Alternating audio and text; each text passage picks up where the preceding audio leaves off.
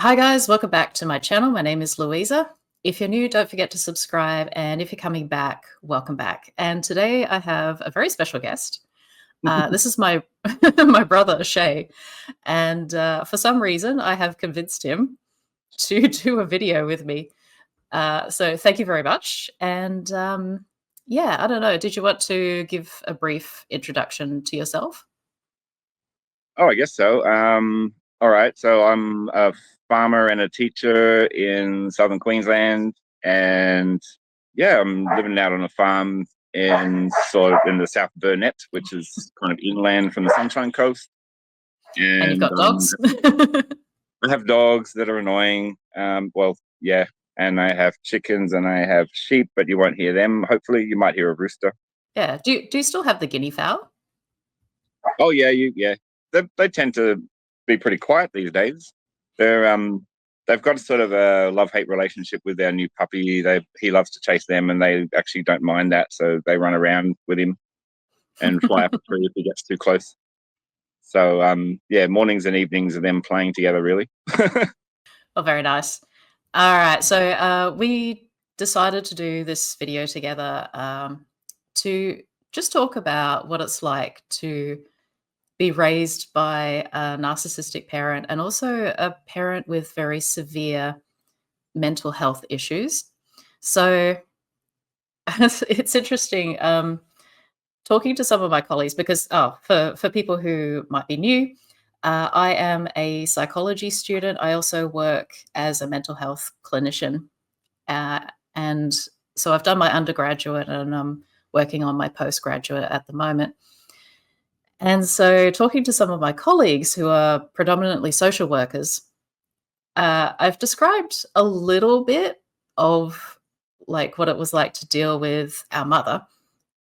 And mostly what we deal with in our workplace is like anxiety and depression and addiction and things along those lines.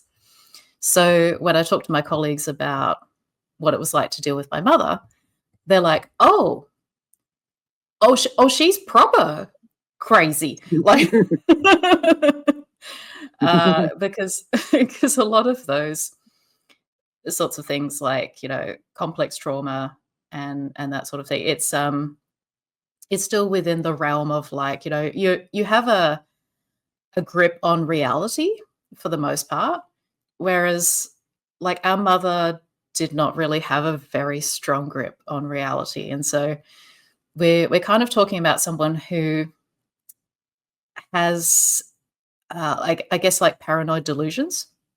Would you say that she spends her time gaslighting herself and everyone around her? Yeah, yeah, pretty much. Yes, Like, I think the first person she gaslights is probably herself. yeah. Yeah. She firstly Uh, decides if her reality is in check with what she can agree with, and then she yeah, tells everyone else that you must agree with this as well. yeah, yeah, like, Mm, "I've decided that this is reality, and now you have to agree with me, otherwise I will become abusive," yeah. is essentially her strategy. It's like, it's not a good way to go through life, man. But, There was one point yeah. recently where I was extremely worried that she was a danger to herself. Um, Mm, and I actually asked some professionals to go and visit her. She was living in the Logan Shire at the time, and they went mm. round and saw her. And then um, I think I had to ring several numbers to find out if they'd actually been, because they weren't going to tell me that they'd been, because Like, privacy is just confidentiality. well, privacy and confidentiality are just huge in this sphere, and it means that families are often Mm. kept out of any discussion, and so we're all kept in the dark. But I managed to get hold of one of Mm. the ladies that had gone and visited her, and she said, "Well, because of privacy and confidentiality, we can't tell you anything about our visit, but we don't believe she's a danger to herself or others." And I'm like, "Okay, well, these are the scenarios," and I gave them some scenarios about how it might end in tears, and they were Mhm. like, "Yeah, but considering some of the things we deal with, we think she's on the low end, blah blah blah blah blah." And I was like, "Well, is there any insight into what is happening with her?" And they're like, well, we can't tell you anything, but it's a type of personality disorder. Go Google that shit. And I'm like, okay. So sort Well, of, I think we have actually Googled that at various different times because yeah. I looked at BPD, the borderline one, and thought, well, that's sort of it. It's a very broad category. yeah. Yeah, I don't think that fits. Even though that was sort of a loose diagnosis that we got round about the time, because you said people to her when I took out the restraining order. Yeah. And we don't worry, guys, we will go through all of this. But yeah, that was a loose diagnosis that they gave at that time, was borderline personality disorder. But in like all of my studies on personality disorder and things like that, BPD tends to reduce in severity with age. Same as psychopathy, actually. The older they get, the more mellow they get. Whereas mum has intensified over the years. She has declined quite significantly. Yeah, so it doesn't really seem to fit. It's probably more narcissistic personality disorder, but getting any kind of diagnosis is extremely difficult because of the paranoia. They have to be Yeah, honest. she has to consent and she has to be honest. And that was what the psychologist who went to visit her said, was that she's unaware of any of this. And it's like, well, you've only been able to spend 5 minutes with her, and I've spent a lifetime with her, and I have seen some awareness creep in. And she sort of has this little smirk to herself when she realizes that her reality is actually not the reality. But she sort of glosses it over and just keeps pummeling on with whatever she's imagined. Yeah. Really, Yeah. Yes, and the times that I've tried to sort of reason with like her interpretation of reality and introduce like the possibility that it could just be like normal normal life, like this doesn't have the significance that you're giving to it. She tends to get very condescending and very like, you don't okay, know, yeah. yeah. You don't know about the world. Yeah. Not like I do. Yeah, you Yeah, haven't lived. yeah. Yeah, so we will go back to the beginning, I guess, and I did write out a loose timeline. Well, So the beginning of our experience with her, like it goes back to her childhood as well, which is interesting. I got some really good well, insight from our auntie when I went to visit her in Victoria. yeah, There's a fairly famous story in the family about her chasing my uncle around with an axe, yeah, and essentially the whole family believing that if my mum caught my uncle, she would kill him with that axe. And potentially. Yeah, I think they were both teenagers at the time, but it's caused yeah, a lasting impression on all of her brothers and sisters that one of them would be dead by now if mum had got her way.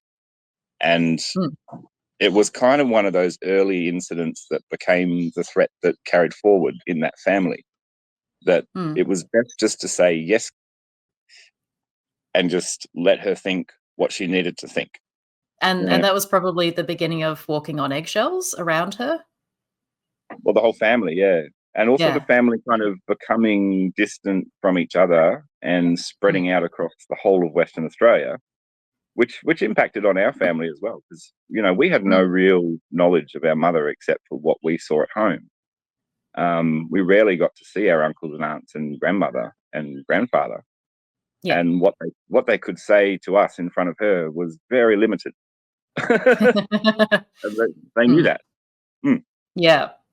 Yes, but, I mean, it's not as though the rest of the family was perfectly sane and, Yeah, devoid of yeah. issues.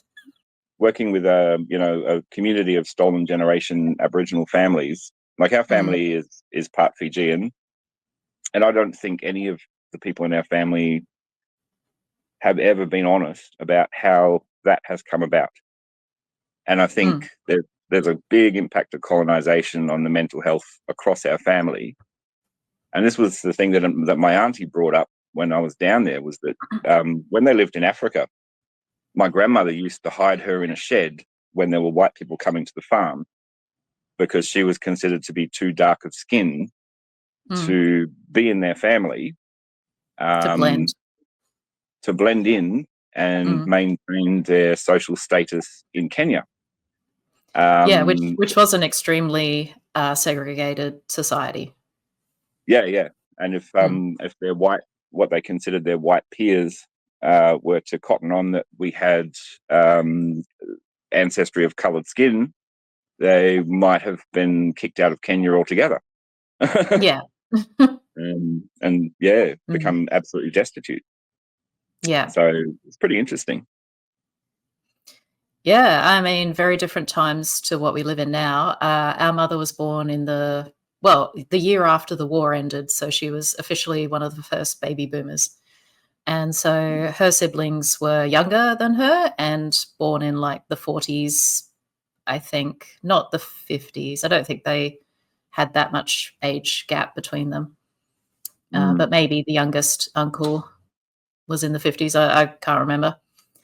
Yeah, but they lived on, 3 different countries at various different times. There was, Africa, there was Australia, and also Fiji. And and yeah, so England. oh yeah. Yeah. Although I don't think Mum really lived in England when she was younger. No, but my grandfather's from there, and I'm pretty sure that's where he met our grandmother.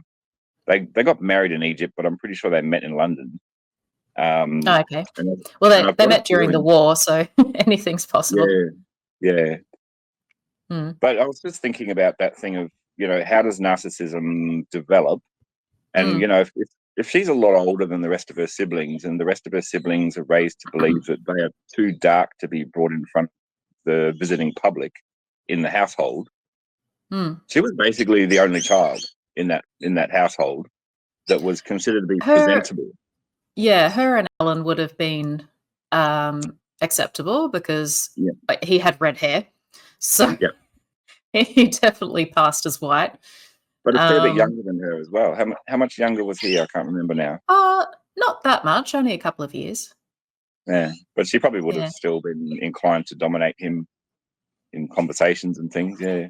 probably. Actually, it's really interesting. I did some research on this. I looked up all the literature on being mixed race and what that does because I noticed sort of similar patterns between our grandmother and also, interestingly, Meghan Markle, who married into the British royal family. And, she has her justified reasons for being disgruntled about the British social media and tabloids and that sort of thing. But there's also the element of being quite narcissistic as well. And it's actually really common for people from a mixed race background to be very socially isolated, to have no one who really relates to them. Mm. And depending on the personality and like other influences in their life, it can develop into narcissism Yeah. because it's a defense mechanism. It's a way of saying, well, you're telling me that I'm inferior to you, so I'm going to convince myself that I'm superior, in fact, Yeah. in every regard. And so Yeah. it's using superiority as a way to fend off feelings of inferiority. Mm. It's Yeah. funny when you said that.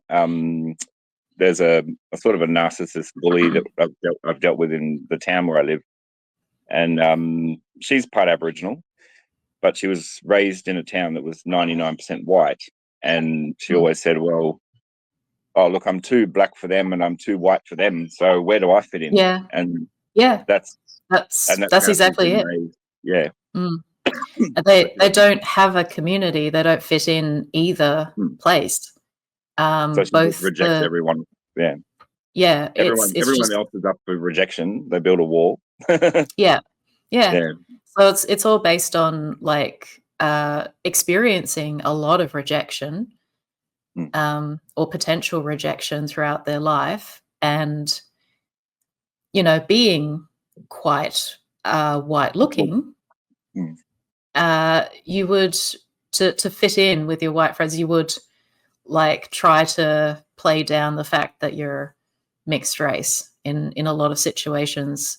I don't know about you, but I know throughout my lifetime, I've had friends that essentially stopped being friends because they started being racist in front of me, and I'm like, yeah, nah.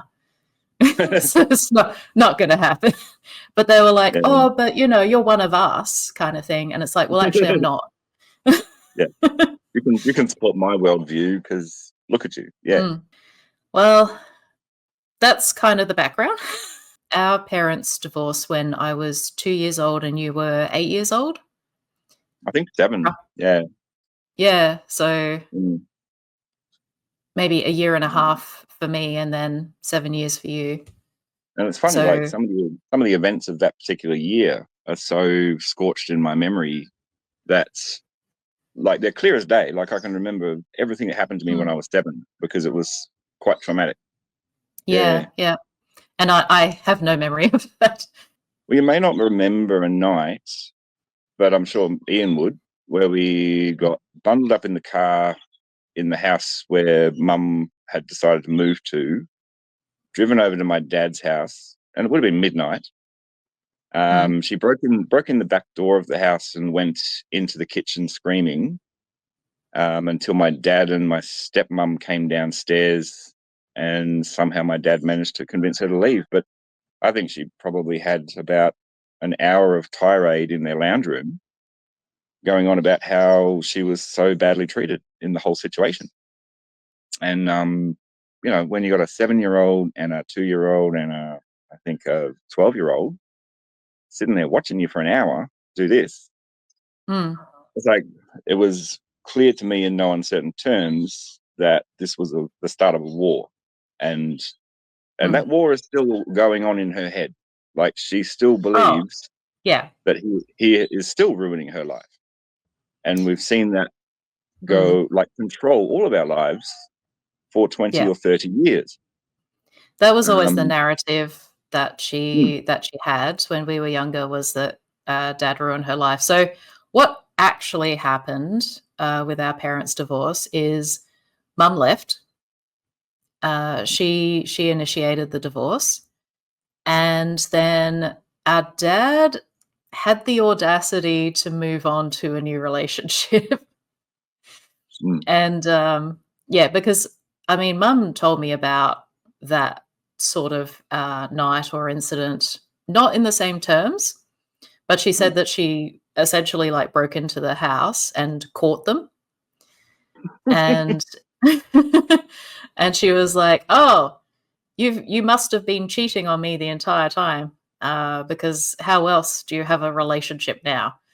And Hmm. this, like, the two are not necessarily the You same should be thing. sitting in a corner crying that you've left me, that you've lost me for the Yeah, next 3 yeah, years at least. Like yeah, yeah. you should be in grief.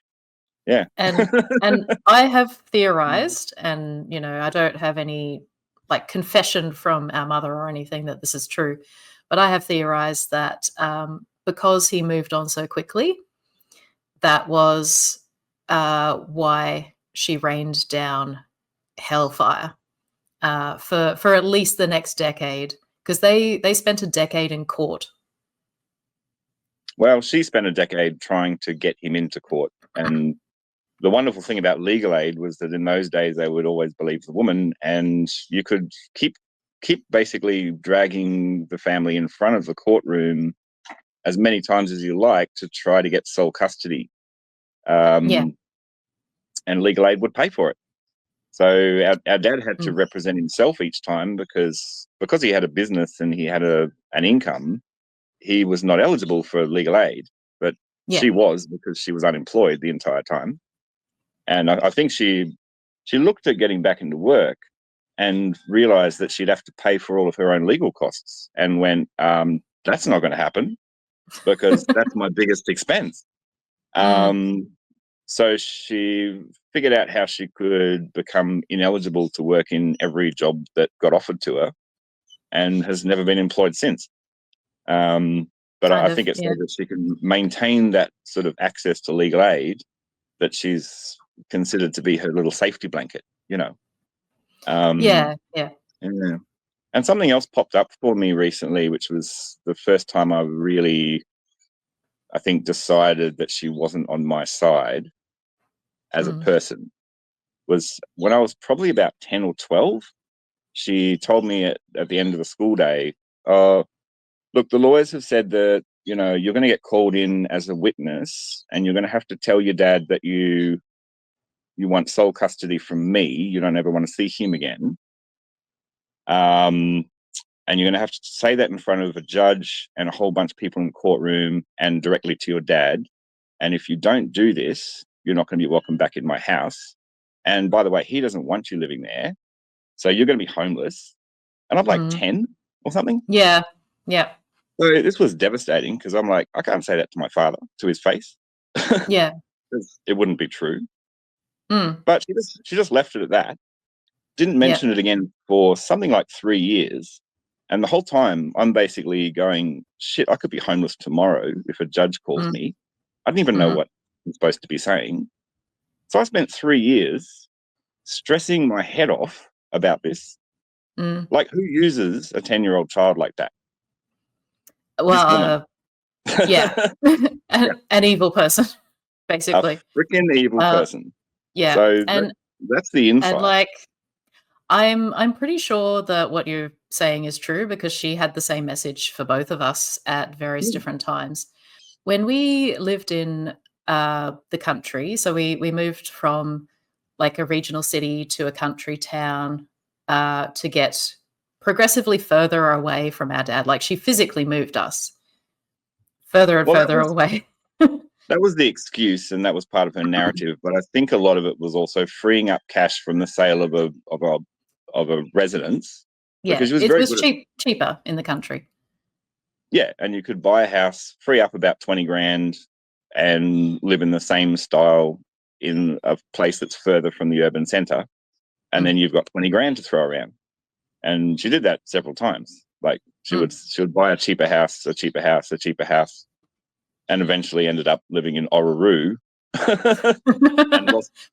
And I think lost her. That's on the edge of the South Australian desert. Yeah. And I think she lost her last 40 grand in that move because she bought a house for 40 grand, and next minute the whole town was basically a ghost town, because everyone Mm. left. Well, And Oruru wasn't actually her. Was it her last? No, we did buy the house in Yongala, I think. I yeah, there can't was remember. Yongala and there was Peterborough. Yeah. There was all those houses, So but they were basically in the desert. yeah, yeah. Yeah. So I lived in the outback as a teenager, which was very Mm. exciting. Um, but yeah, we'll get to that because I should not legally have been there. I was technically kidnapped because Dad wasn't informed. I was sworn to secrecy the entire time that it was happening. So we'll Basically get a hostage. Yeah. yeah, yeah. So we'll get to that in a little while. Mm. But during the period of time when after we moved to the country, so I was 6 when we moved there, and you were 12. You were in your last year of primary school at that Yeah, point that sounds because right. Yeah. yeah. So I had started primary school living in Bunbury, and then halfway through that year we moved to Bridgetown. Yeah, so during the period that we lived there seemed to be the time when she was, really into, like, torturing us, Well, she found and Christianity, and right.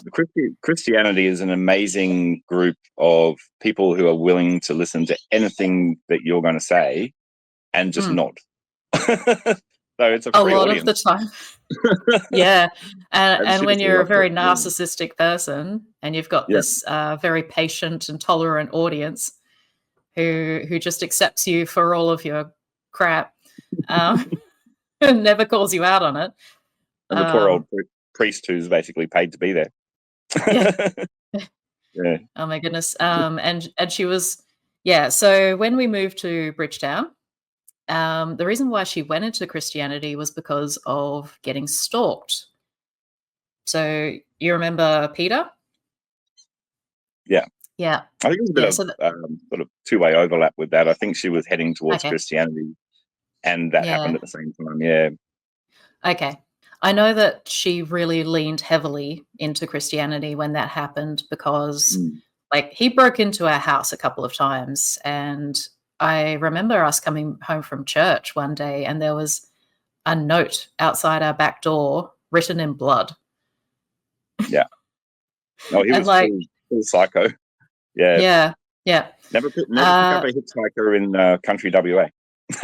No.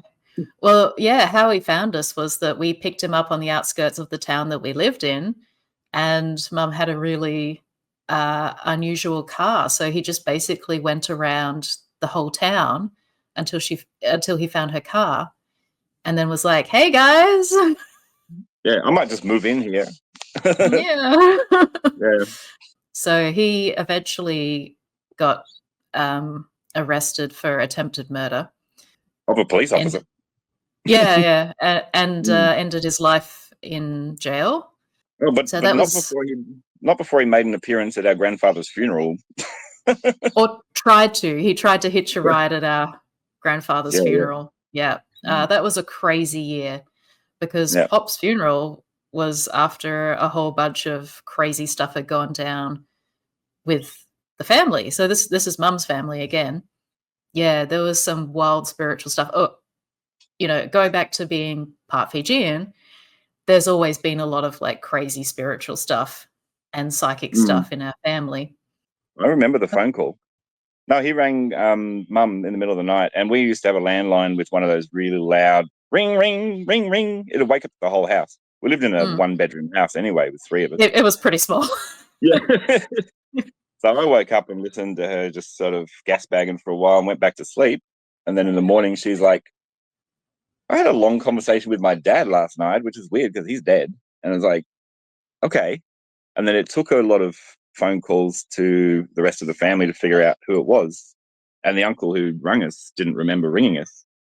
But in those days, you could look at your phone bill and the number called was on there. So when we Yeah, got the phone if it was bill, long distance, yeah. yeah. So we definitely knew which uncle had rung us. But she'd had a long conversation at midnight with her dad. Yeah. And he had no memory of it. So, Yeah. yeah.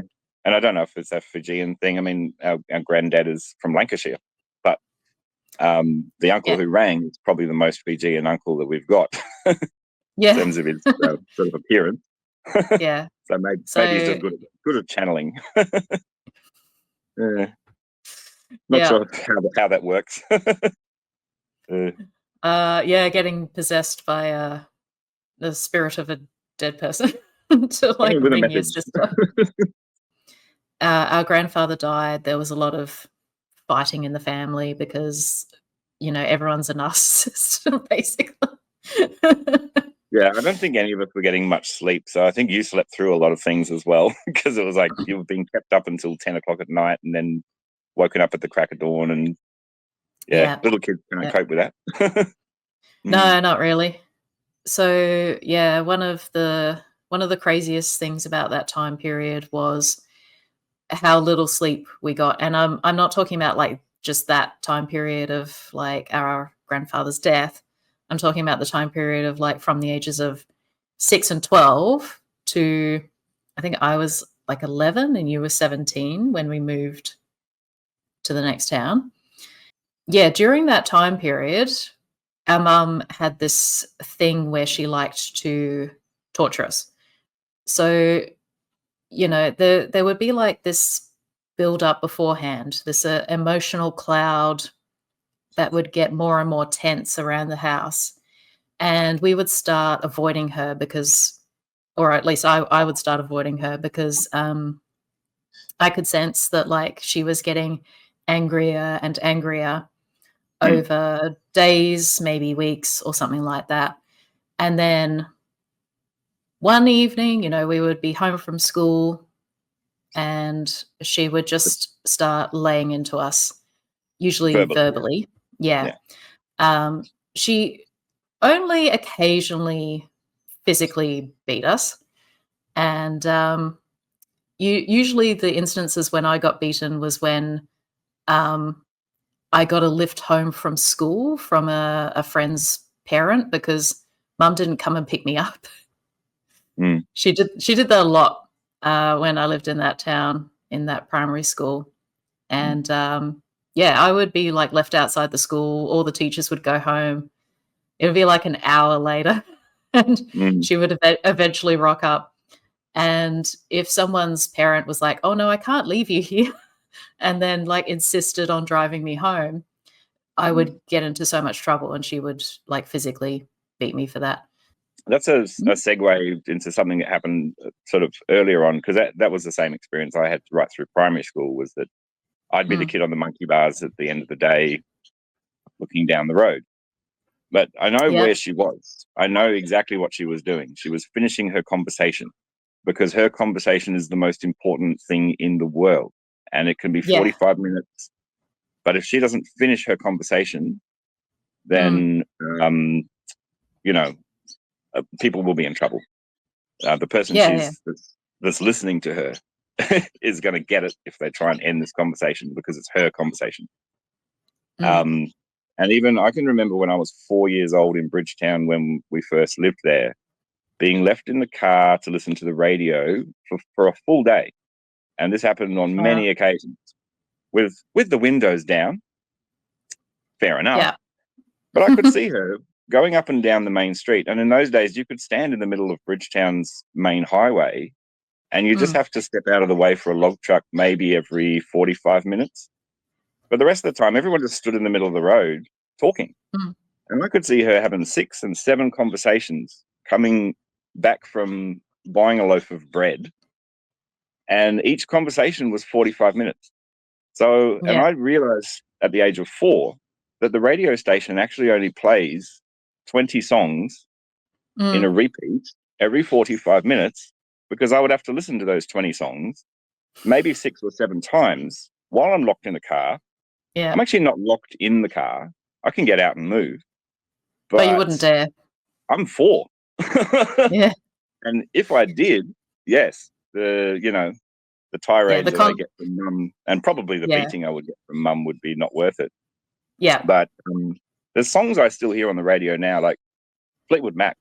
If I hear mm, Fleetwood Mac on the radio, I go freaking mental, because that was torture for me.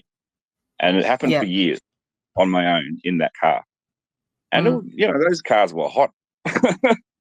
yeah. They were We they were live in steel. Australia.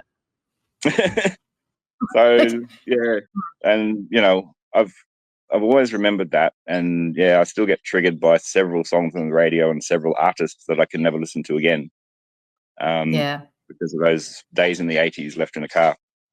Yeah, yeah. Yeah, well, that's the thing, like, just a reminder for everyone, she didn't have a job. ever. Like, yeah, Yeah, she was not working. This was not like a working parent who couldn't get away from her job. This was just a very neglectful parent. She's so strange because as a parent, she was both extremely controlling and very neglectful at the same time. And yeah. it was just all about herself. And I've sort of tossed around this word nurturing. Like, was she nurturing? And I still question this, Mm, because she did control us to the point where we were safe at all times. Maybe mostly. not emotionally, but but physically we would not be in trouble, because we Mm. weren't going to do anything crazy. But I think my brother had actually trained her that if you let your kids do whatever they want, they probably will end up killing themselves, because he was really good at It nearly killing himself. Yeah. He was full Um, on. yeah, yeah. So I don't know. I don't know if it was the experience of my brother that she'd had that was like, right, I've got to control every move these children make, or they will die. And in the bush, it probably is true. But Mm. yeah, and it's hard because she was such an intelligent person, and we learned so much from her knowledge of animals and her knowledge of plants and her knowledge of all sorts of things. But it was Oh, yeah.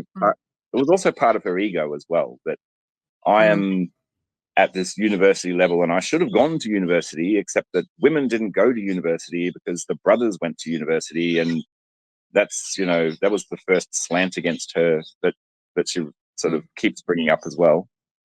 And Yeah, but, it's hard I mean, because realistically, no one in her family went to university. not really, but No. yeah. But if she'd chosen to do that, her claim is that it wouldn't have been possible, and it's probably correct. But Mm. yeah, it's hard thinking about someone who's of that age in the frame of feminism in those days, because it didn't exist. Yeah, And yeah. how much of narcissism is impacted by that when you're a woman or a minority, or a woman who is a minority. Yeah, yeah. So yeah, it's hard. Mm.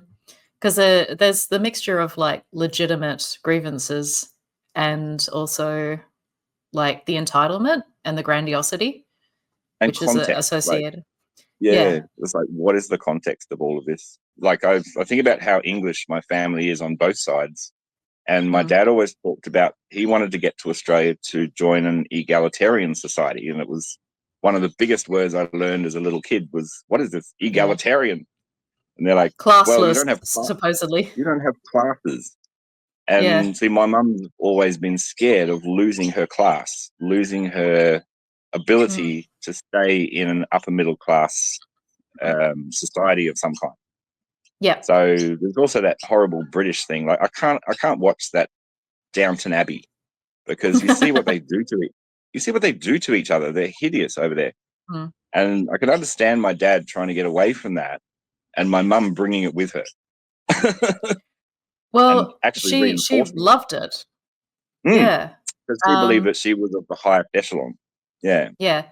And that's something that dad has said, like, as an adult. He never really said anything to us when we were kids about their marriage or what happened to him or how he felt, because he didn't feel it was appropriate. But as an adult, he has shared a few things, and, one of the things that really impacted him a lot during their marriage was that she told him that she married beneath herself, that Yeah. he was beneath her, Yeah. um, in class and all of these other aspects.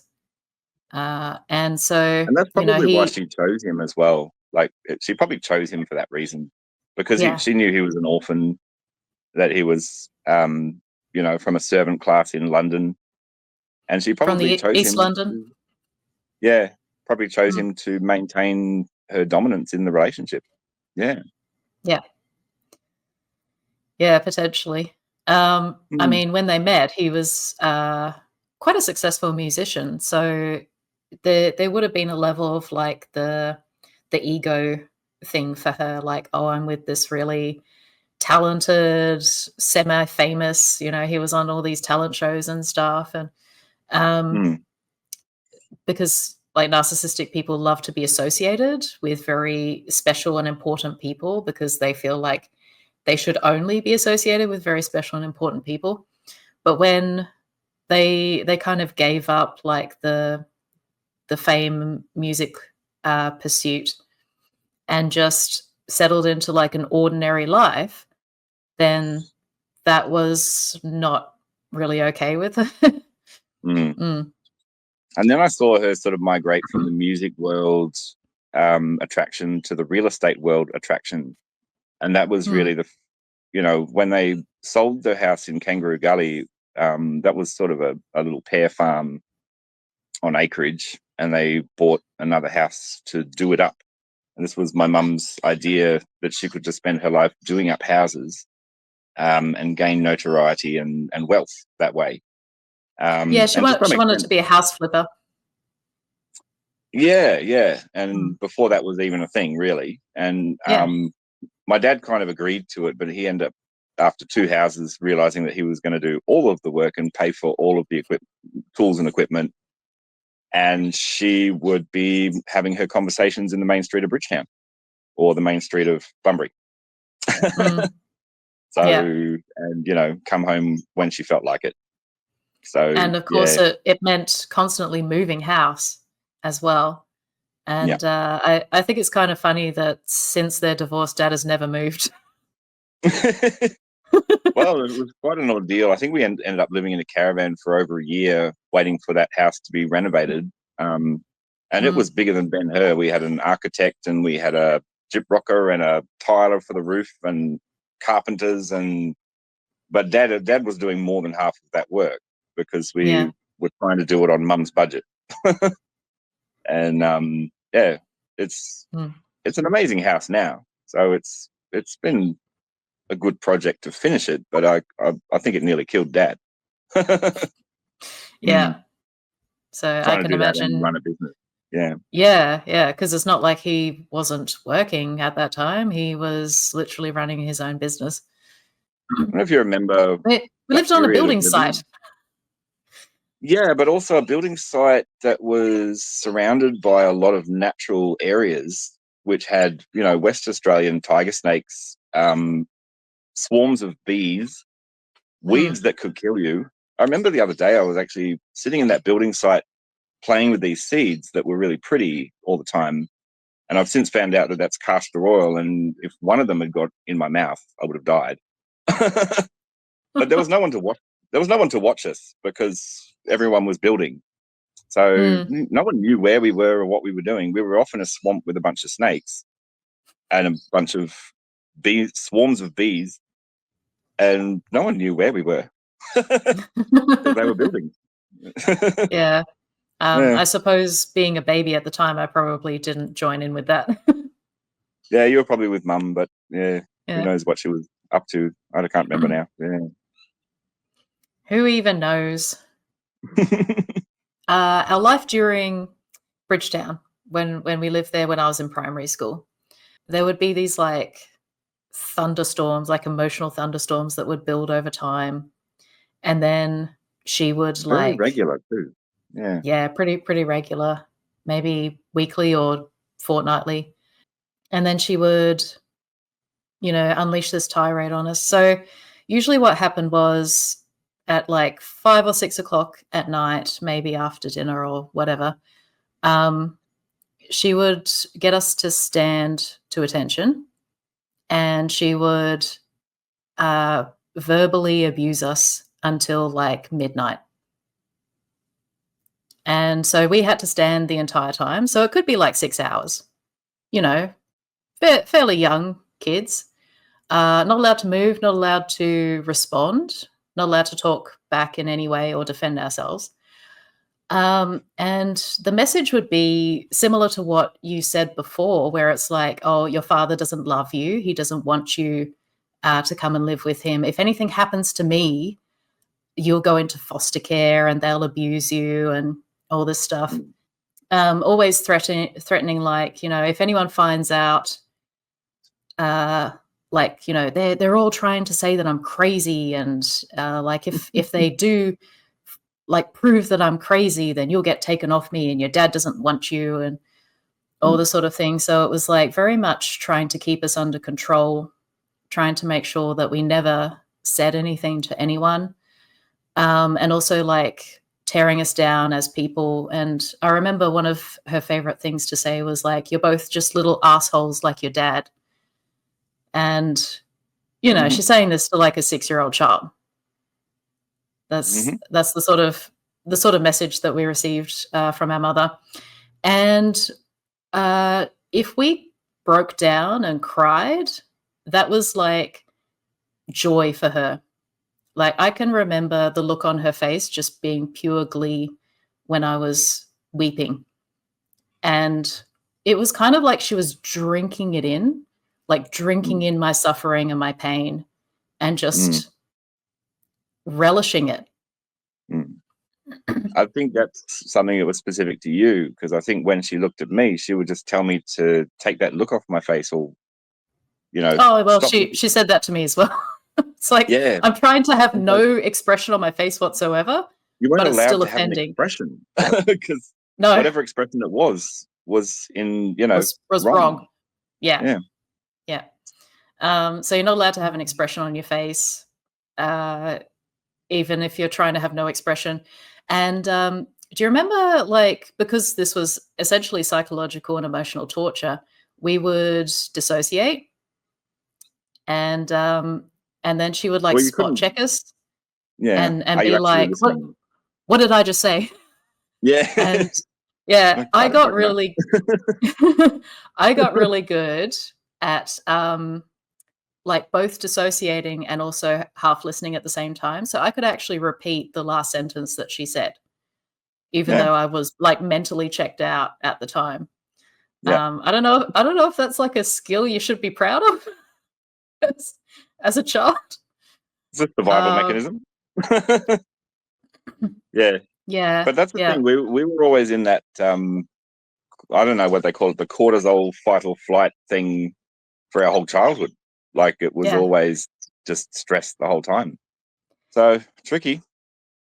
yeah, And I yeah. don't know now, am I carrying that around now and inflicting that on other people? It makes you question yourself all the time that Mm, am I putting my stress onto others the way she used to? yeah. Well, one of And my so, biggest fears when I was younger was that I would be as crazy as her and not know it. mm, yeah. And I'm Because still yeah, thinking about that now. Like, mm, yeah. yeah, I have managed to let go of that fear because Mm, because I do know that I'm in touch with reality. But I think that was how I always got involved in like really toxic relationships. It was because they could just question my your ability sanity. to Yeah. read reality, and I would immediately doubt it and just be so afraid that I And didn't we're not know. very good at creating. Like other people come at me and say, "Oh, you've got no boundaries, and you've got these crazy boundaries that are all over the place." And I think I Mhm. do. Like I think, but I don't know. I guess I've got a thing in my head that okay, I was told as a child you give people enough rope to hang themselves. So I Yeah. tend to be overly generous past the point where I should be Hmm. to make sure that they can't come at me and go, right, well, you didn't give me enough chances. And so Right. I've ended up being quite poor in my life for that reason because I've actually tried to help people far beyond what I should have. And I'm going through one of those little community cleanses at the moment where I'm actually going, well, hang on a minute. We've had 4 years of this shit. That's not happening anymore. We've had 3 years of this shit. That's not happening anymore. But Yeah, I like, have to enough give is enough. I give people that amount of time, and then I go, okay, this is beyond, and even Yeah. they get it. But it Mm. means that I don't have to go into conflict with them terribly much because I just point out reality, and they just go, oh, yeah, it doesn't sound very good, does it?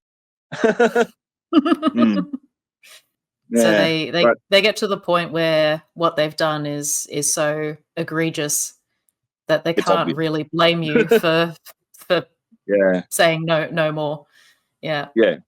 So I don't know, but I don't know. Other people are much better at making boundaries than I am, and maybe that's the way I was raised, was just to make sure that I don't Yeah. have to get into a conflict about anything because I think I'm just exhausted from a lifetime of conflict.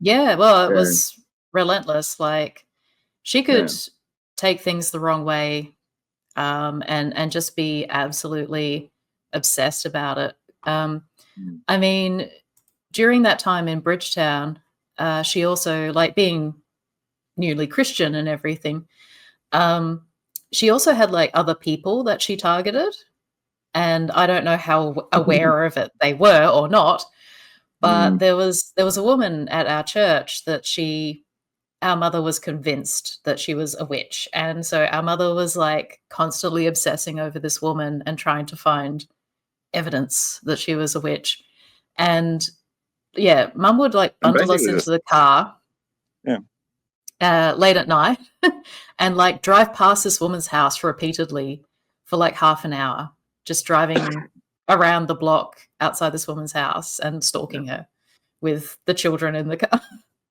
And she wouldn't actually tell us what she was doing, but we knew what she was doing. But she'd say, "Oh, we just got to go for a drive," and it was like, Yeah, "Here we go. We just got to go for a drive. Where are we going? yeah, Up here." just up here. And then she'd go, okay, we're going to go up here. And one time we had to drive to Greenbushes, which is about half an hour or something, Yeah. to ascertain whether she was visiting her coven there or something. So, yeah, there were some very, very long drives in the middle of the night sometimes just to figure out if this woman was, who she was with, why she was with them. But I think a lot of it was to do with she had a fixation on the priest of the town, and she wanted to bring him our evidence. Our mum had a fixation on the priest, yeah. Yeah, and this woman actually needed the priest's assistance with her life issues, and his attention was being diverted from her, and therefore she needed to bring evidence to the priest that this woman was actually spiritually unwell and was never going to be a good Christian woman, and therefore he should reject her and come back to listening to me, because her conversations were more important than that other bitch. Yeah, and somehow she got the agreement of this other old lady who had a small dog that we used to walk around the corner, and so the two of them. Was it And she used Joyce? to, Joyce, yeah, she used to feed my mother because she was literally living next door to this poor woman, and ringing her up and ringing my mother up and telling her every movement of this woman. Oh, she's leaving now. She's going down to the highway, turning left. And my mum would be like, right, get in the car. I was like, I don't know what these people thought. Do you have to pander to her to be safe? Or, is she really a spiritual quest woman or something? I don't know. So, yeah, that was like mum's only friend in town was Joyce. She's probably dead now because she was quite elderly at the time. And she just lost her husband. I think she was happy for the attention from my mum, and so she was just pandering to every sort of thing that she was saying, just going, oh yes, oh yes. It's funny how people from the outside of our family, there's always been this concept of the inside and the outside, right? I don't know if you remember the real estate agent's family in Bridgetown keeping an eye on me from the age of 2, really. Yeah, they'd sort of known me since I was a baby. And so when I got to become a teenager and I was about to leave home, they sort of came to me and went, you ever need help from some sane people, just give us a ring. And I'm like, wow. Like, you're totally aware of what's going on here, aren't you? Like, I mean, I think they were drunk at the time, but they were very like, we feel so sorry for you, man. Well done at surviving and getting the fuck out of there. And it's like, oh, thanks. Like, great to I hear. am seen. Yeah, because like what most sort of of the time, validation? most of the time, I think other people's impression of us was that we were just very good children. Because we did not put a toe out of line. Like, no, couldn't afford to. It would be too costly. It's like the repercussions would wait. Like, if we put a toe out of line somewhere in public or, in front of someone, she would bide her time. She would be all sweetness and light to these people that she knew. And then when we got home, all hell would break loose. And it's interesting because, like, during those torture sessions that we had to endure, if the phone rang, she would go from, like, shouting and spitting at us and being this nasty, venomous person to, hi, how's it going? Oh, yeah. Just this complete flip of a switch. And it's like, okay, she knows. Like, this is not an accident. This is not actually someone who's out of control with their emotions. Like, you think of someone who's angry and it takes them some time to actually calm down, right? A normal person. But she didn't need that time. She could just switch from one thing to another. And it wasn't because she was emotionally out of control. It's because she was in control and she was using control. All right. So that was essentially like my recollections of primary school. But then when it came to getting into high school, at that same time, you were in the process of leaving home and going to university. So we ended up moving again, and theoretically, it was to move a little bit closer to Perth so that going to see you when you were at university was a bit easier. One of the memories that's from about that time, and I can't remember if it was like when you were still living at home or after you had moved out. So maybe you can tell me. But Mum took us to see one of our uncles, and she was talking to him about hiring a hitman. Oh, I don't know. I got used to ignoring a lot of what she talked about because it was Yeah. just crazy shit. But yeah, you might have heard it and gone, "Oh, she's actually serious," and I might not Yeah. have heard Well, that. Mm. the way that they were talking at the time, it was like, he was saying how much she would actually need to go through with it. And so this was theoretically hiring a hitman to kill our dad. And yeah, because this particular uncle used to be, or was at the time, a police officer. And so he was like, "Oh yeah, I know some people. I could make it happen." Like actually offering some assistance and saying, this would cost like, maybe 5 grand. So if you've got that kind of money. Cheap as. So that was a very strange conversation that I saw at one point. I think I was like 11-ish, roughly around that age. Mm. That was Uh, roughly the time they were finding dead bodies in the bushland at Nangara. yeah, Yeah. yeah. There was like a serial killer around there. So that was a delightful Mm. time to be around. And one in Um, Claremont as well. yeah, the Claremont killer. Mm. So that was during our childhood in WA. When I moved to Adelaide later, there was bodies in barrels when I was there as well. So, You know what's ooh. crazy? Mum was thinking Mm. about moving to Snowtown, and we Yeah, went and pretty much. looked. Like, Yeah. the bodies were in the barrels when we were looking around Snowtown. God, They found them, like, 6 months later. there's crazy, and then there's also crazy. Like, Yeah. yeah. Yeah. So it's hard to think about Australia being like that, but it is. Yeah. Can be. Yeah, Yeah. there's a lot of, like, small ghost town type places and vast Well, even distances of land. where I am now, there's a dam here that's called the Gordon Brook Dam, and there's been 2 bodies found in a chest in the Gordon Brook Dam recently in the last sort of 6 years. I can't remember when. So yeah, there's people going missing here as well. Mm, So okay. yeah, Australia, mate. Mm, Yeah, and it doesn't seem to matter, like, where you move, there's probably a serial killer there. yeah. So be aware. Mm. Mhm. Where But were speaking we? of, Mm. well, speaking of, like, mass murderers and serial killers, Mum and I were in Tasmania during Port Arthur. Oh, were you? Yes, we were. Mm. Oh, so you were in Um, Queenstown then? no, we were in Devonport at the time. Oh, okay. Wow, I didn't know that. Yeah. Yeah, yeah. So, Also at the wrapped up time in we university. at the time, Mm. we were waiting, for passage on the boat to go back to the mainland, and, I was watching TV, it was, like, the middle of the day, and, this rolling banner came up, 12 people are dead and others injured in Port Arthur, updates shortly. It was sort of across whatever was playing at the time, and, Yeah. I was like, what?" In Tasmania? What? Mm, Mm.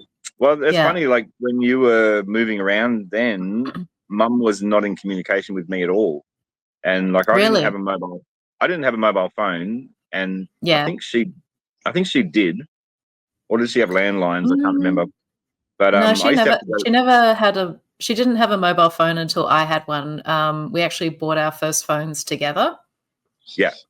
So if Yeah. I didn't get the latest landline given to me over the phone, and I used to have to ring her from a payphone because Mm, I was living on nothing and university, and mm, yeah, if I didn't hear from her, well, if I couldn't get through to the landline that she'd last given me because it was disconnected, I'd go mm. maybe 3 to 6 months without knowing where she was.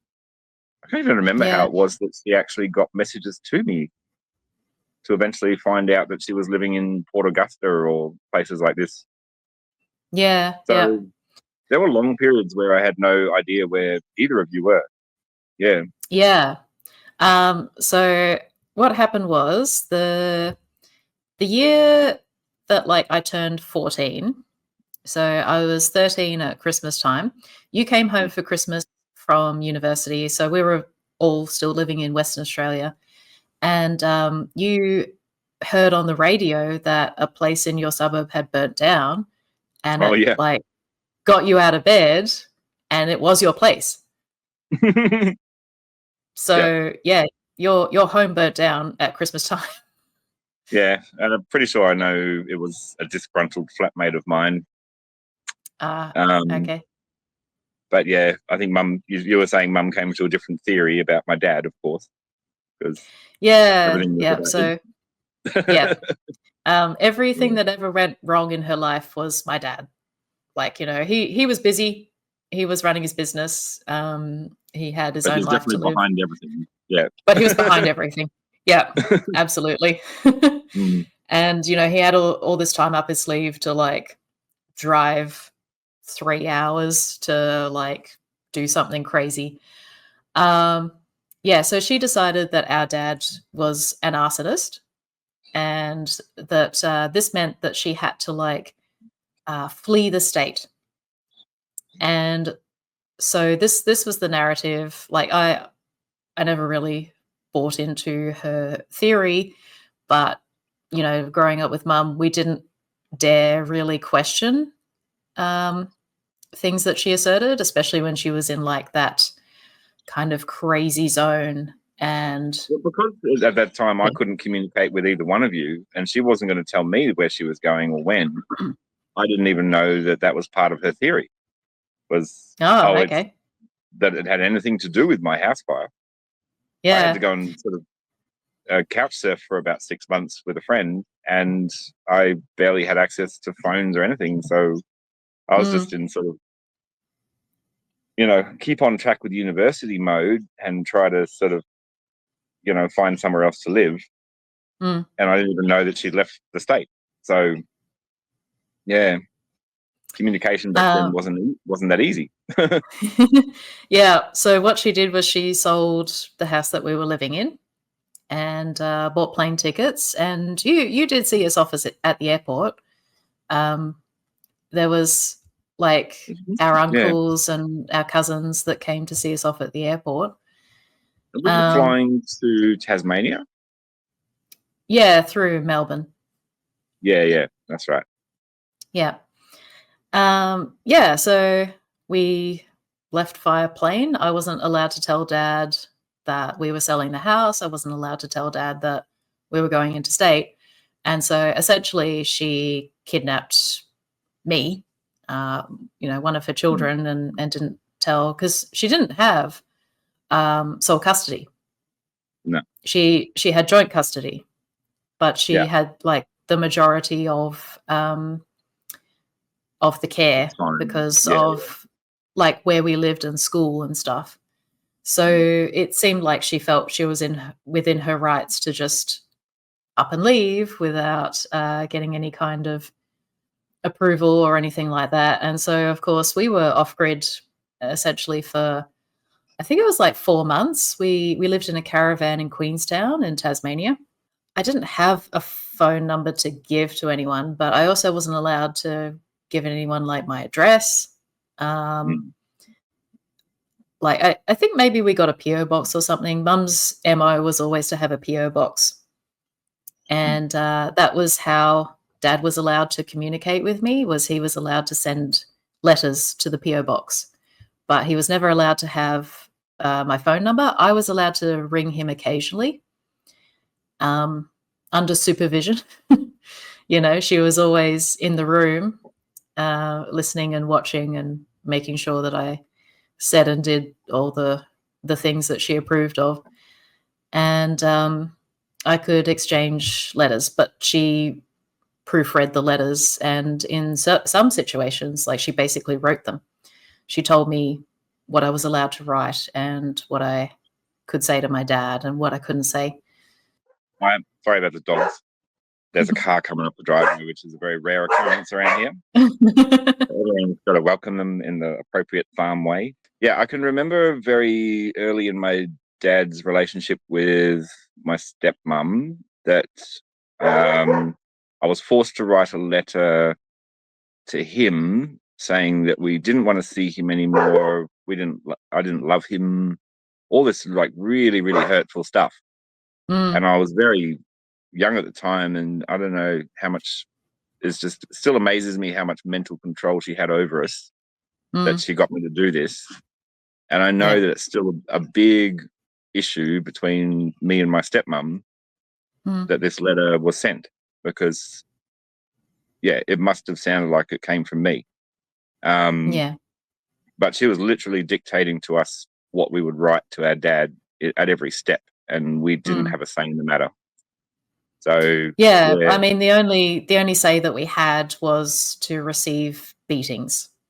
Like, if we didn't do what she told us to do, there would be punishment for it. And I can't remember. I think there was more than one occasion where we had to write some really nasty stuff to our dad, and then she was going to take copies of it to take into the courtroom as well, because it was all part of her evidence. Evidence that we needed to be under sole custody and all this shit. So I think the letter writing started actually before she decided to tell me that I would have to say these things verbally in court as well. And so it was happening over several years. Yeah. Yeah, I mean, we always had like an unlisted phone number when I was growing up, and we were never allowed to give Dad our phone number, no matter what. So yeah. But I can remember we used to religiously watch A Country Practice every week. And I think it ran, I think it was over a Tuesday, Wednesday night. We'd have first part 1 and part 2 or something in the week. So I think they'd release part 1 on the Tuesday night, and then the Wednesday night would be part 2 or something like that. And there was one particular storyline, and it was about a woman with a daughter. They lived in the bush outside the town, and nobody knew that this woman had a daughter. And I remember the 2 episodes were called Let the Sunshine In. And it was about the discovery that this woman had a daughter, because the whole town had no clue that this child even existed. And because the 2 of us were sitting there with Mum watching this program, like, it was extremely confronting for her to see what she was doing enacted out in a 2-part episode that took probably 2 hours, extremely well acted. And it actually made me cry while I was watching it, because I was like, shit, this is happening to us right now. And the perpetrator is sitting here watching this with me. And it was pretty, and this was, I think, living in that Bridgetown house, probably I was in grade 7 or something. Yeah, but I've tried to find information about that episode, because I was like, shit, like, it was like this big poke in her eye that she was attached to this program. She couldn't switch it off, but she had to watch what she was doing being shown back to her by actors. And by her favorite TV show. And the emotional abuse that this little girl was going through, and seeing that she was doing it to us. And I'm sure she knew, watching it, that this was, because it was a very emotional story. It was like a little girl who'd never met anyone other than her mother. And I'm sure. Yeah, I'm sure if our mum could have done that, she would have. Like, if she could have prevented us. yeah, it's pretty freaking hard to Well, do. you've got to get Mm, Centrelink, and your kids have got to go to school, and if you've got a birth certificate, they know you exist. So it's pretty difficult to organise. Yeah, but yeah. I mean, it's something you would have to do literally from conception kind of thing pretty all much. the way Yeah, through. Yeah. So yeah, pretty hard to do. But if she could have, I swear that's what she would have wanted for yeah. us was to have complete control. So it's like you're a sort of an appendage of hers, that Mm. you're part of her, and so. And I did used to have nightmares growing up about what would happen if Mum died, and I was actually Yeah, yeah. quite paranoid about it. Well, that was Like, some of the stuff that she used to say to us during the torture sessions was like, if "What anything happens happens if to I'm not me, around?" Yeah, you're in so much trouble. And yeah. I thought it was because I loved her so much. That was what I thought Mm, those dreams were about. But actually, I think now it was because I was so scared for my own safety of yeah, of how I would actually survive and operate if she ever disappeared, because she had yeah. so much control. Yeah. Mm, I still remember a time when she was offering us $100 each for, I think she was thinking of selling a piano. And mhm. eventually I think she decided she'd just give the piano to the church, because I don't think she knew how to sell a piano. But I think the Mhm. church actually did give her a bit of money for this piano. Um, but then she decided she was going to keep that money and do something else with it. So I think we were waiting for this $100. I don't think we'd ever seen $100, and we were just like so excited. We'd sat there for weeks writing shopping lists of what we Lists. were going to go, things we were going to go and get, and it Yeah, went on for that.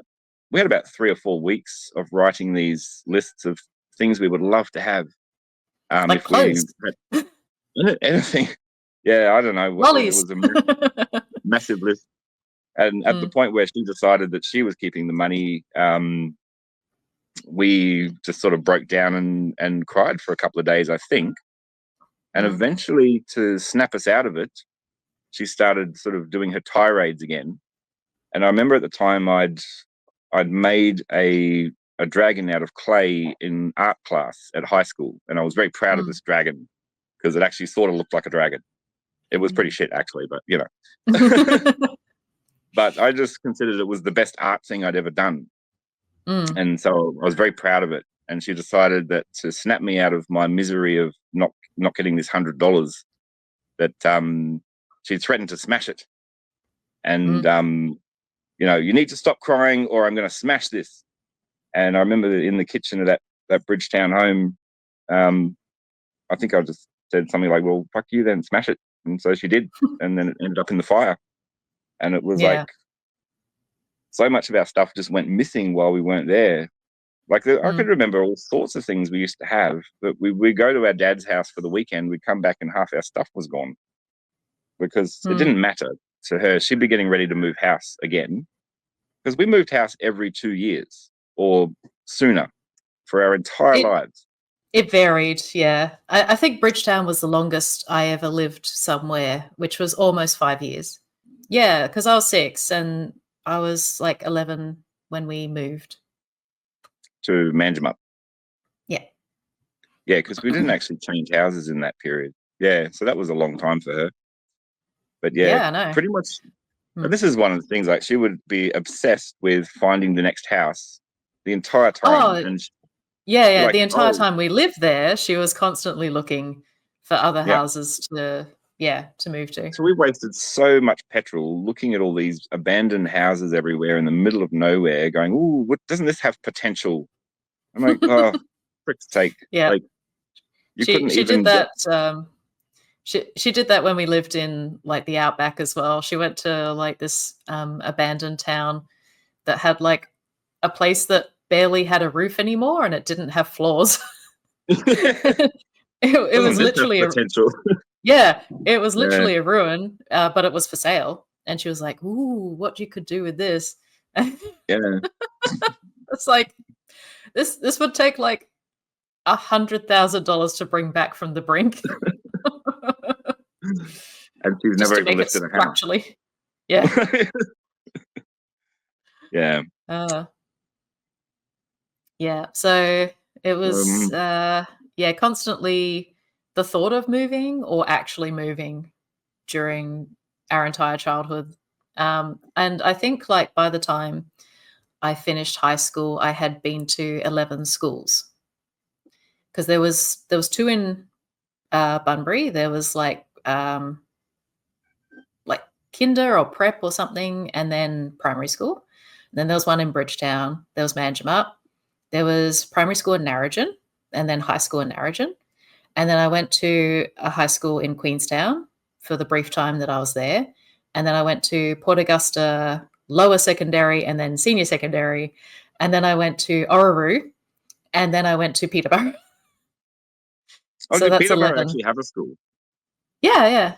It Oh, was I it was didn't know that. bigger than Orroroo. Oh, Mm. okay. Yeah, I went to Peterborough to finish high school Mm. and did actually finish high school, but because I had like PTSD at that point, I had crazy brain fog. Like Mm. I went from a sort of A B student um, in high school in WA to like a C student by the time I finished high school. A lot of those towns you never made a friend in either, and when the whole Mm, of the school is basically your enemy, mm, it's very hard to achieve anything when everyone in your class has no interest in yeah. you as a I person mean, or helping you. yeah. I Yeah, mean, Peterborough was not too bad, but I could barely like talk to anyone. They let me sit with them, but I contributed very little to the conversation because that was like after I had spent a year not talking. that's And right. Yeah, yeah, I actually struggled to talk when I started again. It's apparently a motor skill, and if you don't use it, you lose it. And yeah. mum didn't even notice that I had stopped talking because she did not Because need me her to talk. conversations have always been the only important thing. Yeah, you just Yeah, have to be there.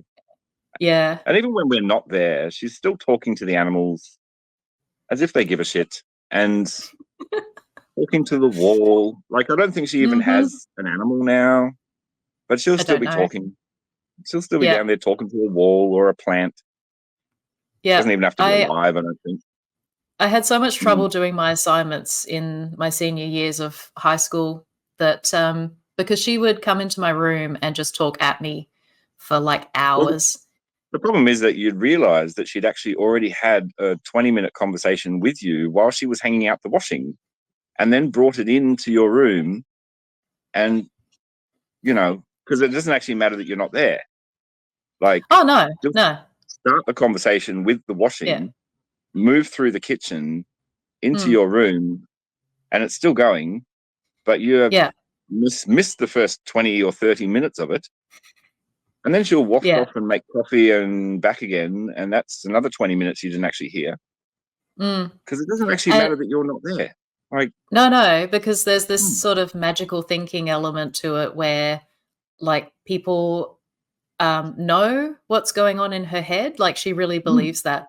Because later on, like, in my early 30s, when I would take her shopping and stuff, we would go to, like, the shopping centres around Brisbane, and she would just stop a random person in the middle of the mall and be like, "I think I'm high at the moment."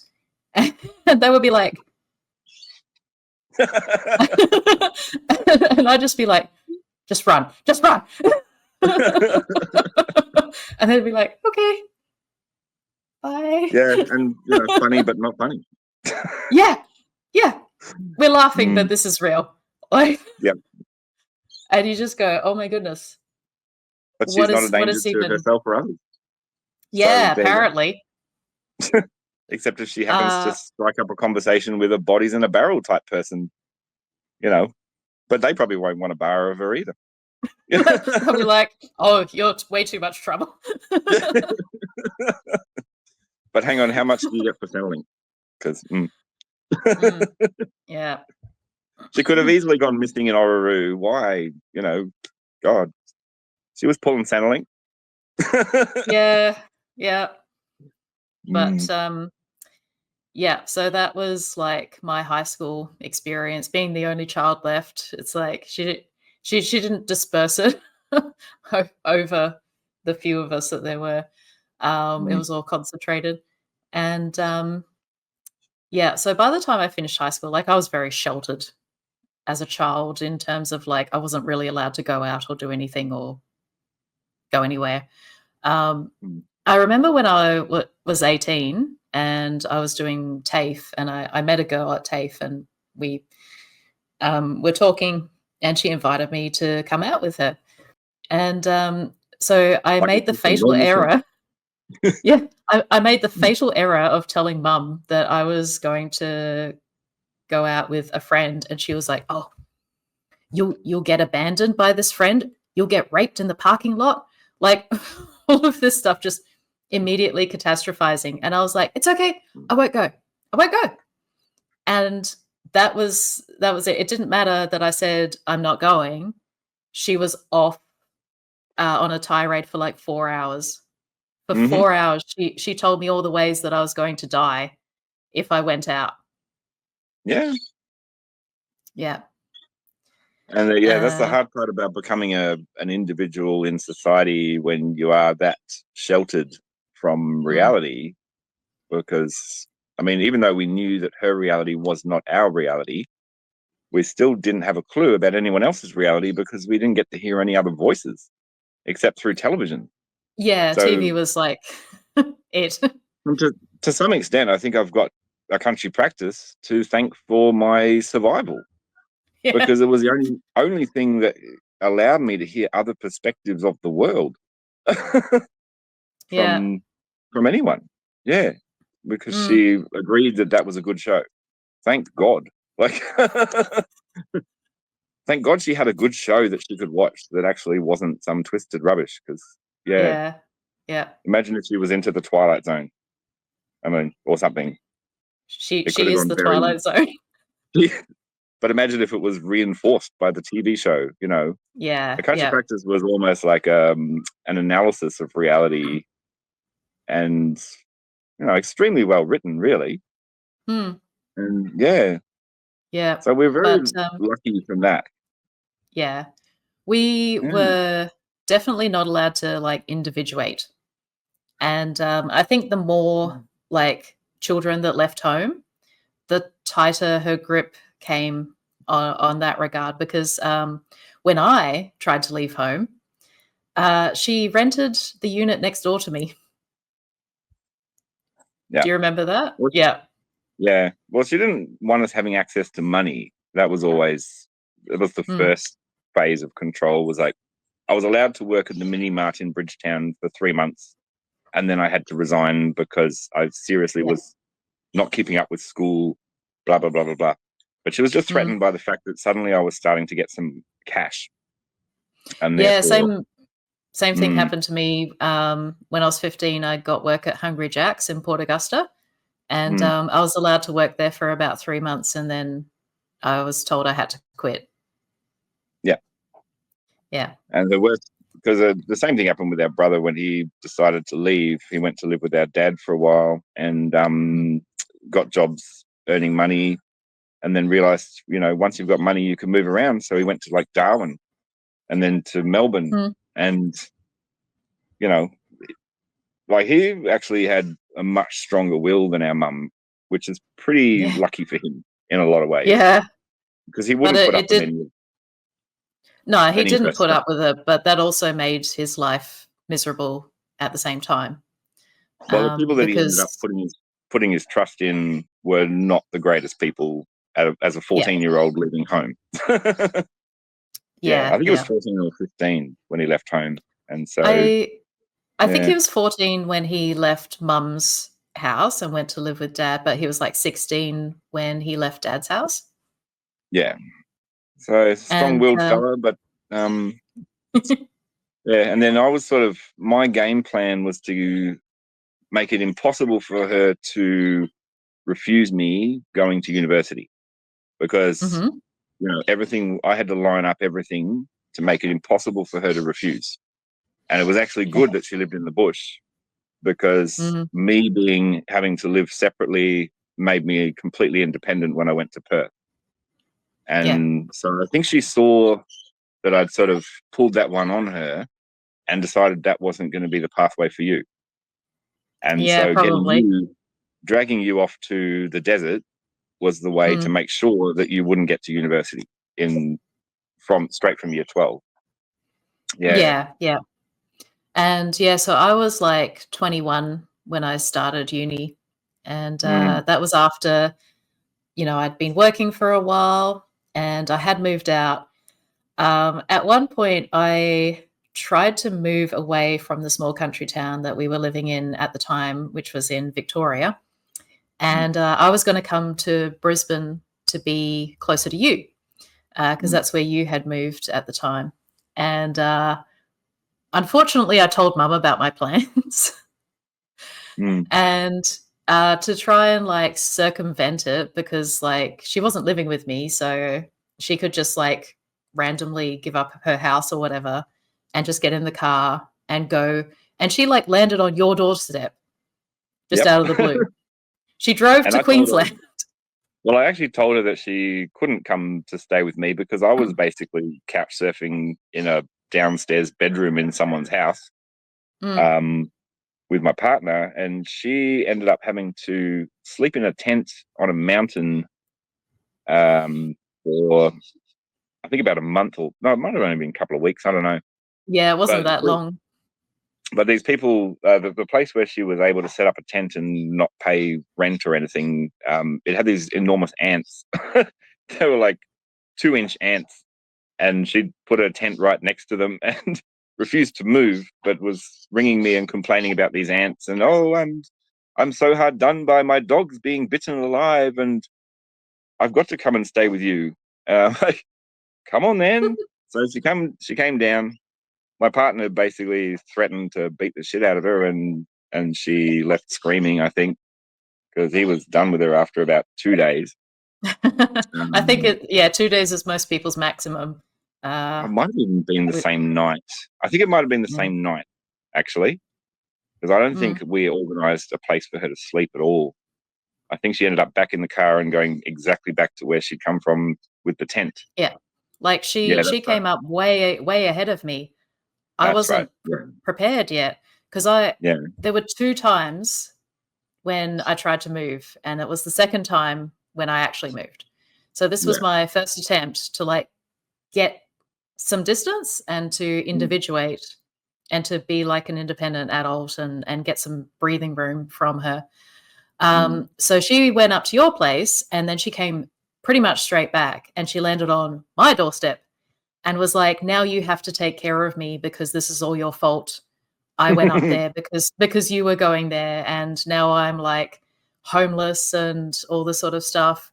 And it's like, "Well, I didn't ask you to do that, like, Mm, that wasn't the point of me moving, and you went, like, before I was even ready."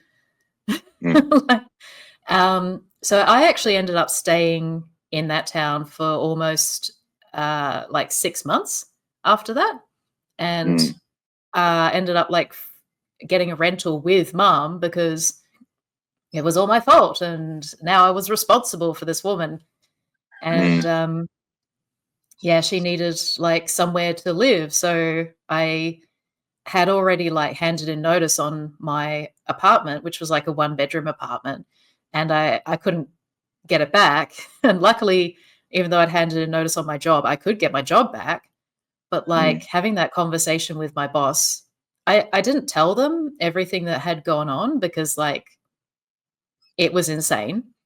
It'd be hard for them to So they believe. Yeah.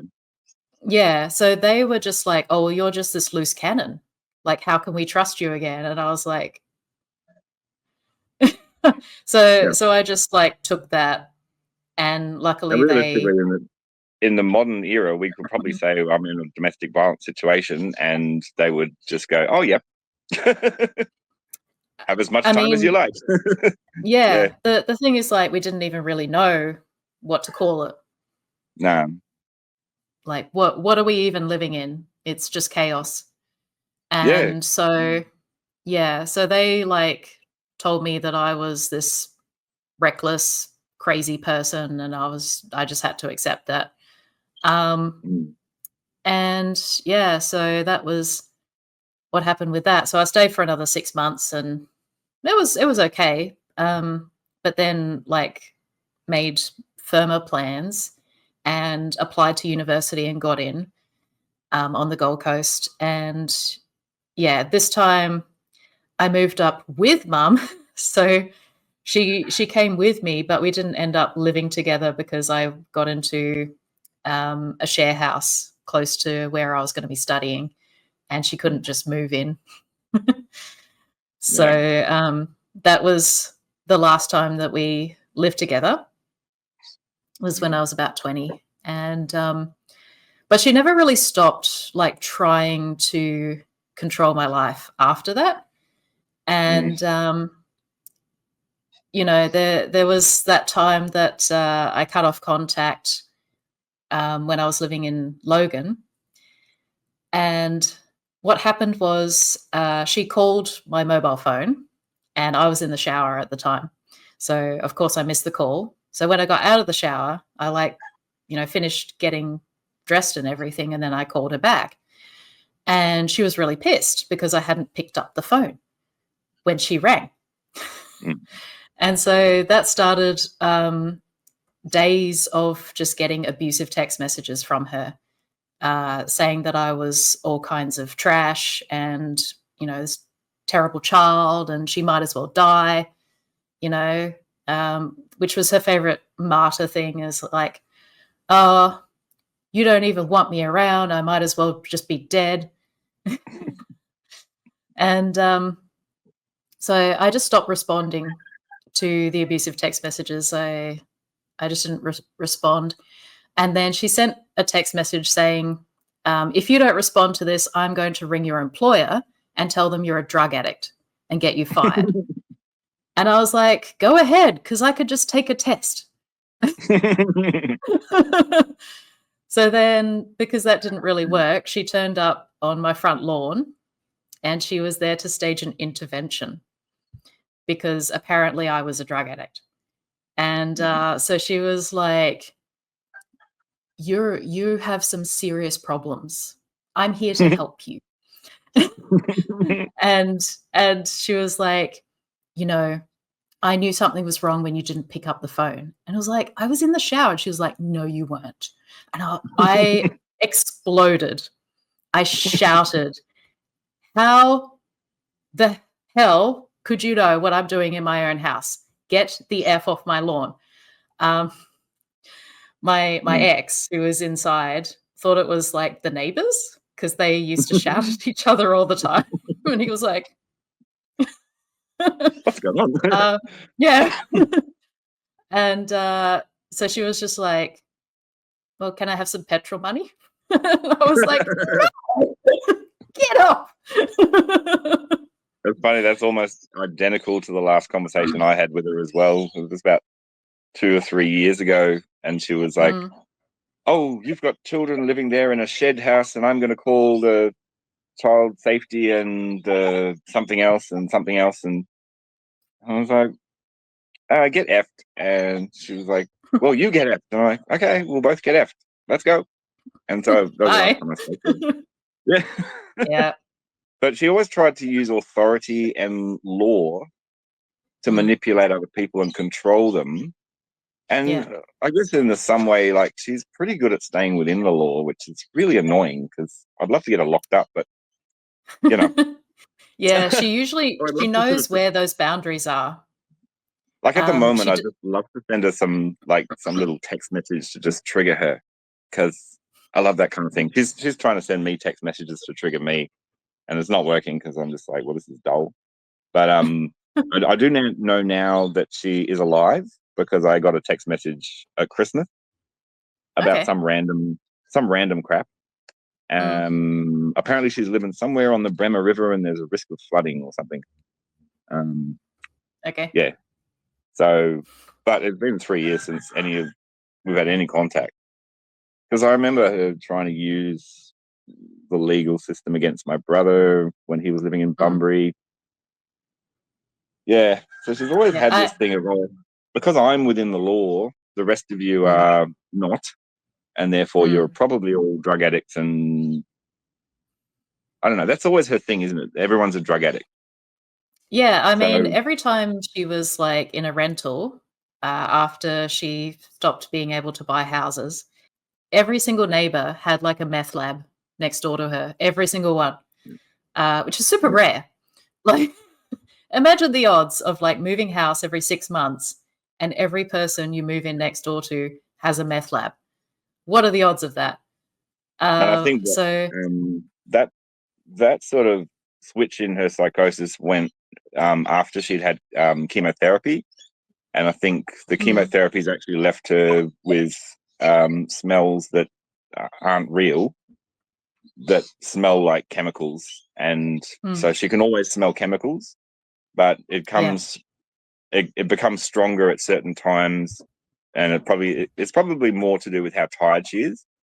I think her mm, nervous system picks up these phantom smells, because it was almost instant after she'd finished the chemotherapy that she started accusing everyone of having a meth lab. yeah, Um, yeah, yeah, so her own body is actually tricking her into things now, and I think yeah, that's but why she's not. She's not Mm. attributing it to the correct thing. She's looking for all these crazy explanations for it. Well, I've told her, but it's her psychosis that it's everyone around her that's causing this. That yeah, Yeah, almost no one can and reason with her anymore. no, and the Mm. last time that I spent time with her, when she was living sort of in the vicinity, like Logan area, uh, Mm. when I went over to her place, she had, like, this sticky tape on her front door, which was in the shape of a cross to Oh ward yeah. off all the demons. That were, like, outside of her house, and, yeah, she started talking about how the police were sending her secret coded messages in the form of cars that would All drive right. past her house. Yeah, yeah, yeah. So, yeah, like a yellow one, oh, that means they're on a sting. If it's got roof racks, it means that someone's being punished because 'cause they're on the rack, and all of these things, and it's like, well, why would the police be sending you any kind of message for any reason? Like, Mm. who are you, and why do they care? Oh, you know that house in Bridgetown? We were talking about. You were there for 5 years. Yeah. Do you remember being woken up in the middle of the night to have the demons cast out of you? Oh, I was constantly having demons cast out of me when I was a kid. Mm.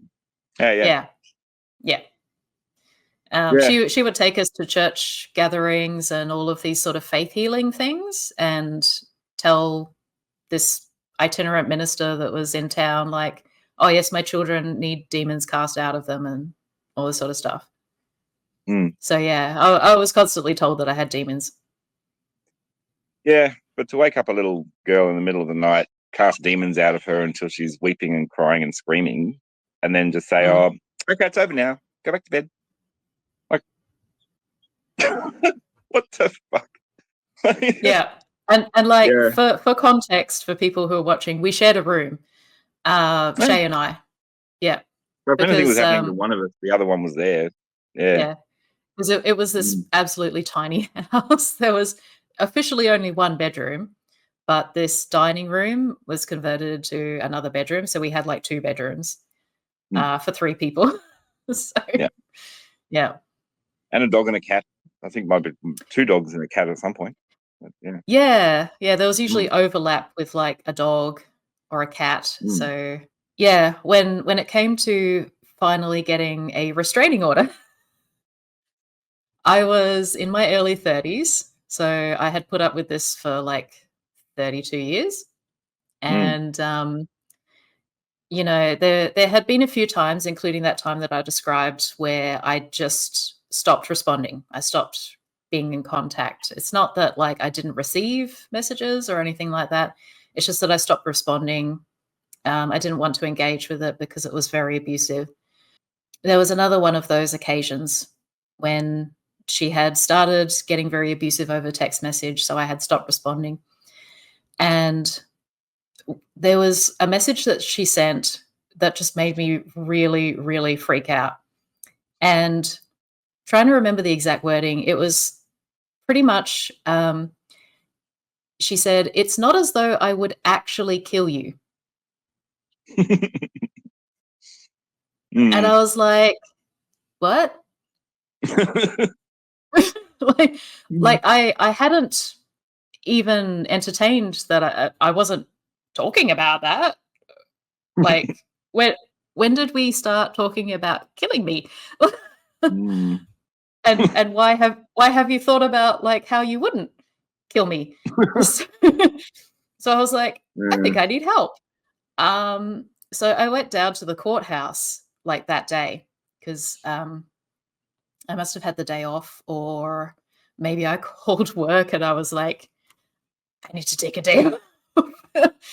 And, yeah, so I went down to the courthouse and just sat down and wrote out, like, the, reasons for getting a restraining order, and I think it was, like, 5 pages, um, of handwritten, like, history and everything.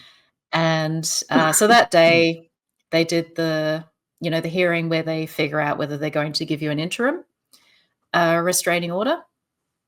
And the judge decided not to give me an interim restraining order, I guess because she's not a danger to anyone. But yeah, the social workers that were sort of helping me to put it together and everything, after we came out of the hearing and stuff, the social worker was like, "Oh my god, just the control." She was horrified. Yeah, so luckily, mum didn't really dispute the restraining order when it came to court. So you wanted to be in the court, but then the judge was like, "No, you can't be in here." Um, but what mum said was that she would accept the terms of the restraining order, but she didn't accept the allegations. So she didn't want to admit to anything, but she also didn't want to, like, contest it because that would probably be bad for her. And that was based on, like, the legal advice that she'd received from legal aid.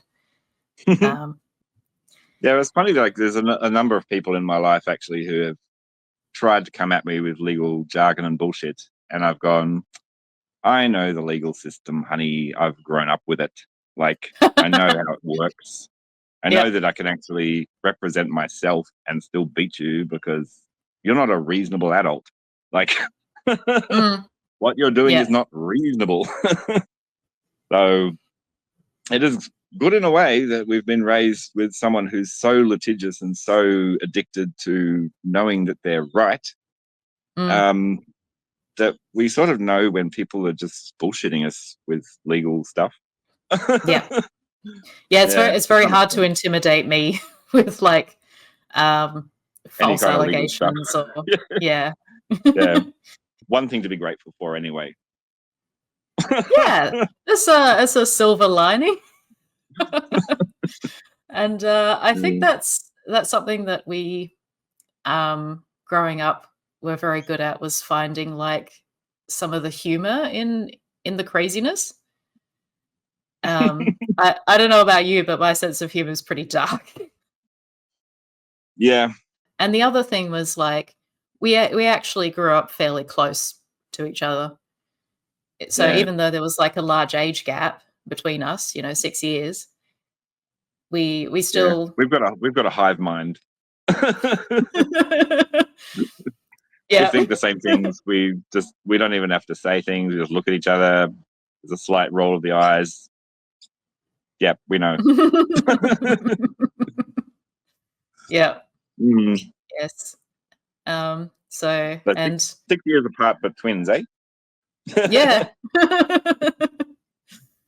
Yeah, it's almost like being, survivors of a war zone, kinda like, people who have served in the military together. Man, I've been a Na nan. Yeah. we made it out of Nan. Yeah, it's that Yeah. kind of, like, And also, understanding.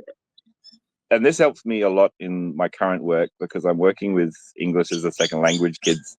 Non-verbal communication Mm, is like 80% of my life. Yeah. Because How do you we didn't, communicate with people when you're not allowed to say anything? using a small switch of the eyebrows. And the funny thing is, in the Aboriginal community where I work, that is actually how they communicate over distance as well. Like, Hmm. I don't know if you can see my eyebrows, but that means I'm coming to get you. And they can see that from, 20 meters. They don't have to get close. So you better run, Oh. yeah. Yeah. Yeah. This is Yeah. why I can head off a lot of aggro before it actually happens, because I'm watching their eyebrows. And yeah. Mm. And you're like, "Hey, I saw that." We'll say it might be some long lost Fijian thing in my brain as well. I don't know. I guess I try to think about people less fortunate than myself. I remember there was a couple of twins in it was either Bridgetown or Manjimup who used to come to our school, and their parents were Jehovah's Witnesses. And as much as we had control over us, there are Mm, people in some of these religions that their children really are not equipped for the real world mm. at all. Yeah. Like, they had no country practice. So, because television was banned and meat was Mm. banned and everything was banned. And so, Birthdays and yeah, Christmas were banned. yeah. So you think about people who grew up in these sort of cults and extreme religions, and think there's a lot of them. And when you think Mm, about a country like America's got half the population is in these extreme religions.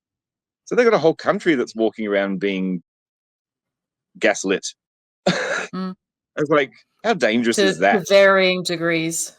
To varying degrees, they believe in some sky fairy, or there's things happening that are not happening. And it's like, wow. And somehow we still survive on this planet together.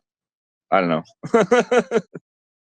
Yeah, But well, people do make it out of cults, and mm, that's one of the things. Like if you've grown up in a narcissistic family, I think it tends to resemble a cult yeah, in a lot of respects. it's a cult of one personality. Yeah, Yeah, yeah, yeah, and 2 or 3 followers who yeah, are, yeah, prisoners essentially. And people sometimes say, "Oh, well, if someone's really that bad, like, why would they have children?" And it's like, "Are you kidding? They make the perfect prisoners. They are so yeah. defenseless." Yeah. There's a Yeah. woman that's being charged at the moment for giving her child um, some kind of poison so that she Mm, could attract clicks on the Instagram for her sick child.